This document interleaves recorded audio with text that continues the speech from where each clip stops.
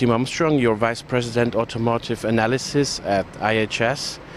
Cars are sold all over the world.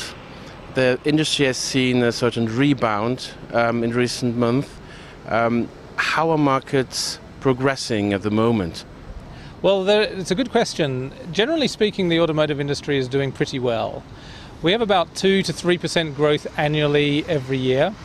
The growth is about 3% for next year, and we're going to sell about 85 to 88 million units in 2016 globally in terms of light vehicle sales. The pattern of those sales is shifting, however. Certainly the low oil price is having a beneficial effect. We think it's fairly minor, but it might add as many as 1 million units to global demand per year over the next few years. But the pattern of growth is changing. China is still being the largest contributor to overall growth. Perhaps half of the growth that you see in the industry comes out of China. But you see the rebalancing of growth towards the US. Now with lower oil prices feeding into a stronger economy in the US, we have a much stronger growth path for automotive. And in fact, light vehicle sales in the US will be over 17 million units within the next year or so. And then Europe, which has been extremely weak, and will never get back to the levels that it's had previously. It is growing now quite significantly and is being the third largest growth area. Whereas some markets, such as Southeast Asia, Russia for example, are seeing quite a lot of weakness, and that's pulling down the overall growth figure. But ultimately, the bottom line is the market is growing reasonably strongly at about 3% per year. Switzerland is not home to large car manufacturers, but of course it has many suppliers. What's in for the supply industry? Well, absolutely. There's a combination of things that make you successful as a supplier. First is competition and being competitive. That can come in two ways. The currency devaluation for the Swiss franc is obviously going to be a confounding factor for exporting out of Switzerland for the supply base. But the more important factor is the consolidation in the global automotive industry.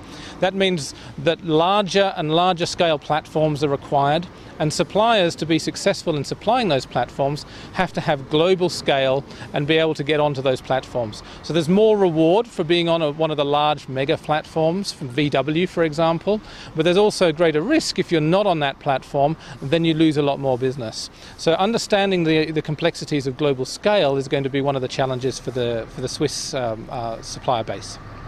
Now, ecology is an important topic here at Davos, but also for the car industry, of course.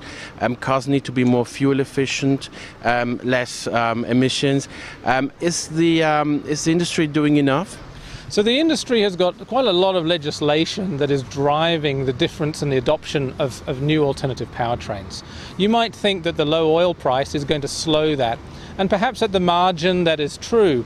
The payback from an investment into a hybrid vehicle when oil is at $100 and the fuel price is $3.50 per gallon in the US, for example, that payback is about 8 years.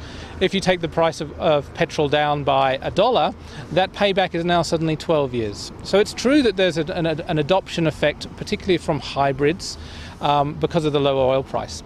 But ultimately, the move into new technologies is driven largely by the legislative environment which is already in place. So in Europe we have very strong environmental legislation. Euro 6 is just in play.